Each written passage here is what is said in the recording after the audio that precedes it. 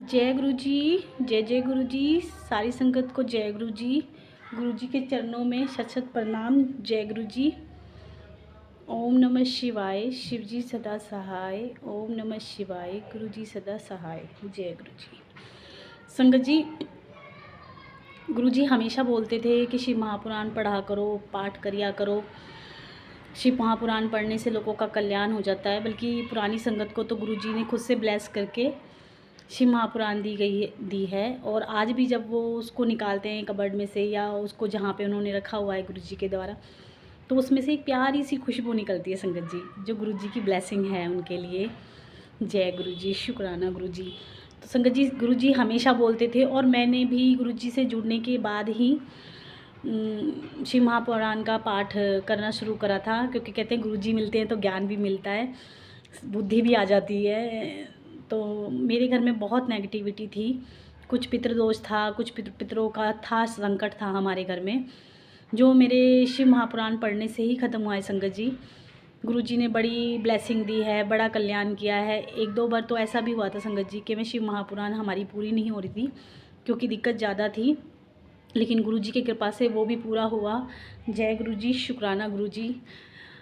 उसके पढ़ने के बाद जितनी भी संगत आती थी सुनने के लिए या जितना हम कर पाते थे गुरु जी की कृपा से, संगत जी उन लोगों का भी गुरु जी ने कल्याण करा। वाकई ही शिव महापुराण, जितने भी पुराण हैं, जितने भी ग्रंथ हैं, उनमें महाशिव पुराण है हमारी गुरु जी की, वो वाकई महापुराण है।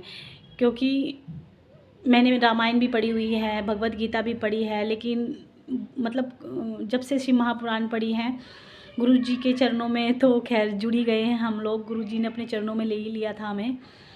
लेकिन शिव महापुराण पढ़ने से घर की नेगेटिविटी बहुत दूर हो जाती है संगत जी। अब गुरु जी ने दिमाग में थॉट डाली कि शिव महापुराण का पाठ करें। बहुत सारी संगत है संगत जी जो नहीं कर पाती है, जिनको मतलब नहीं मिल पाता टाइम, तो वो वीडियो के द्वारा सुने।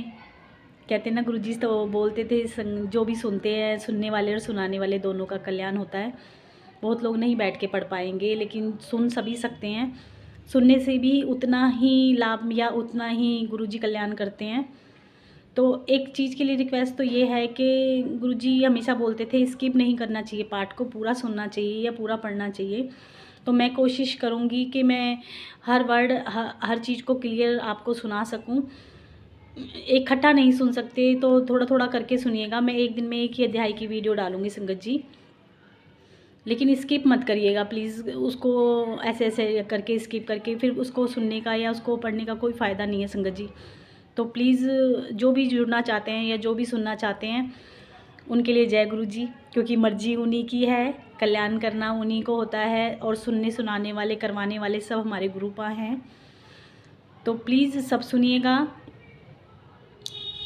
और एक चीज़ और बोलना चाहूँगी संगत जी, कल मेरा छोटा सा सत्संग है। कल मैं गुरु जी की वीडियो ऐसे ही देख रही थी, तो गुरु जी की एक वीडियो आई जिसमें गुरु जी की आखिरी अंतिम यात्रा थी और उसमें गुरु जी थे। तो मतलब हमारे लिए तो गुरु जी हैं। मेरे को वो चीज़ ना बिल्कुल अंदर से हिला गई कि मैंने गुरु जी को ऐसे देखा ना उस यात्रा में, तो मुझे बड़ा फील हुआ कि क्योंकि हम लोग नई संगत कह दो या हम जब जुड़े थे तो गुरु जी को हमने सिर्फ फील किया है संगत जी, उनको महसूस किया है, हर पल अंग संग महसूस किया है। पुरानी संगत ने तो खैर साक्षात दर्शन भी किए हैं, लेकिन हम लोगों को, मुझे तो खैर कभी ये फील नहीं हुआ कि गुरुजी नहीं हैं। लेकिन कल वो वीडियो देख के थोड़ा सा मुझे मतलब हिल गई थी मैं भी। गुरुजी हर पल हमें अपना आभास कराते हैं, हम हर वक्त हमें ब्लेस करते हैं, हर वक्त हमारे अंग संग रहते हैं। ओम के दर्शन, कभी सपने में दर्शन, कभी एकदम पूरे घर को महका देते हैं संगत जी। तो वो कभी दिमाग में ये चीज़ आई नहीं कि गुरुजी नहीं है, बस वो चोले में नहीं है संगत जी, लेकिन हमारे लिए वो हैं, हमारे हर पल हम लोगों के अंग संग हैं। मतलब मैं आपको बता नहीं सकती मुझे कैसा फ़ील हो रहा है। मुझे बहुत बुरा लग रहा था संगत जी, बहुत बुरा। और मेरे को वो चीज़ ना मतलब काफ़ी देर तक मैं शॉक होके बैठ गई कि नहीं, गुरुजी तो हैं, गुरुजी हर पल हमें दिखाते हैं, हर पल हमारे साथ हैं, ऐसे कैसे। तो गुरुजी प्लीज़ मेरे दिमाग से ये चीज़ निकाल दो, मैं नहीं, प्लीज़ गुरुजी, लव यू गुरुजी।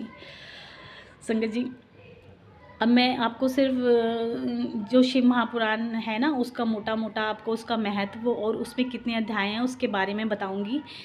तो प्लीज़ पूरा सुनिएगा। कल से पहला अध्याय शुरू होगा, लेकिन आज सिर्फ उसको पढ़ने के महत्व और सब चीज़ें मैं आपको डिटेल में थोड़ा सा बताने की कोशिश करूँगी। संगत जी, कुछ गलती हो जाए तो माफ़ करना। मैं भी आप जैसी छोटी सी संगत हूँ गुरुजी की, तो गुरुजी तो माफ़ी दे ही देंगे। आप लोग भी माफ़ कर देना अगर मेरे को बोलने में कुछ गलती हो जाए। और प्लीज़ गलती हो, अगर आपको कोई भी चीज़ ऐसी लगे कि मैंने गलत बोली है, कमेंट बॉक्स में लिखना, ताकि मुझे भी मेरी गलतियों का पता चले। जैसे कि कुछ चीज़ें हो जाती हैं हमको नहीं फ़ील होती हैं, तो प्लीज़ संगत जी गलतियों को बताना। हम सब एक ही परिवार के, एक ही सदस्य, मोतियों की माला है संगत जी गुरुजी की, तो हम लोगों को एक दूसरे की गलतियां भी बता देनी चाहिए। जय गुरुजी। आगे मैं गुरुजी की महापुराण के बारे में आपको बताऊंगी।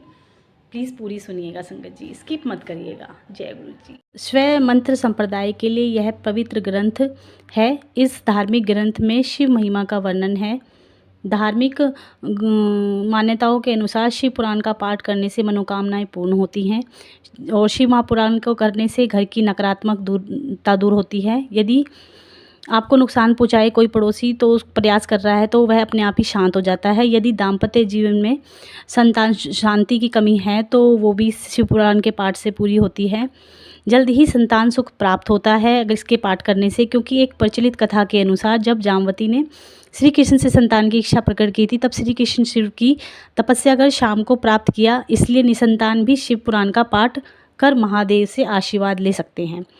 यदि किसी के कार्यों में बढ़ती हुई प्रगति रुक रही है तो शिव पुराण का पाठ करें। सोमवार के दिन शिव पूजा में शिव पुराण का पाठ किया जाए तो भोलेनाथ अति प्रसन्न होते हैं।